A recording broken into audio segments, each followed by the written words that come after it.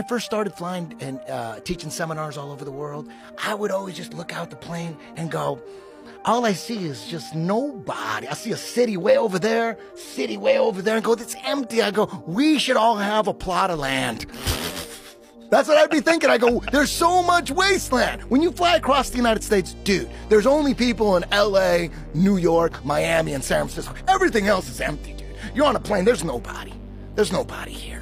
So I don't want to, so when people talk about climate change, well, we're causing climate change or overpopulation, and then you got Elon Musk saying, that's the one thing. I'm like, damn, Elon Musk is saying that? He's saying that overpopulation is a myth. It's actually the reverse. I'm like, whoa. So I don't want to hear anything about over-fucking population. Oh, it seems overpopulated when you're in a city and you're living in a favela and they got you all crammed into a city, super smart cities and all that shit. Yeah, it's overpopulated, but the rest of the world's empty. It's fucking empty. Research this? I gotta go and find out who's right and who's wrong. I've had experts that had completely different opinions on climate change, and it's exhausting.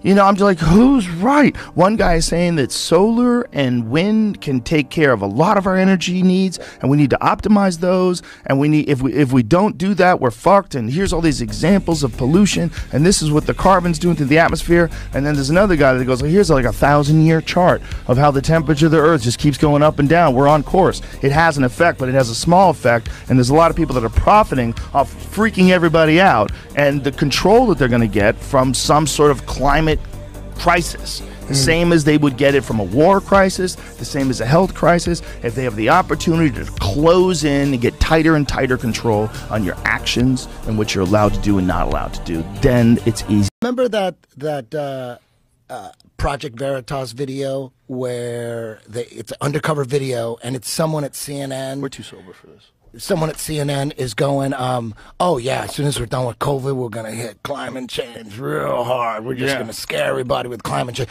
I thought once that got out, they were going to pull the plug on the climate change push. I go, oh, now they can't do it. Look at these guys. They busted them. But they didn't give a shit. They moved forward. You know what I'm talking about, that clip? That CNN clip from Project Veritas? Yeah, they were saying that that's the next thing that they're going to push really hard, the same way they push COVID stuff. Look, I don't know anything. I don't know but I'm very, it's very suspicious that knowing that that's what they're going to push, and they're going to push it once COVID's done, they're going to push climate change, and then you're seeing all this climate change being pushed, and then you listen to all the people pushing it. Nothing but demons pushing that. It's the same people. Listen to all the other they're saying.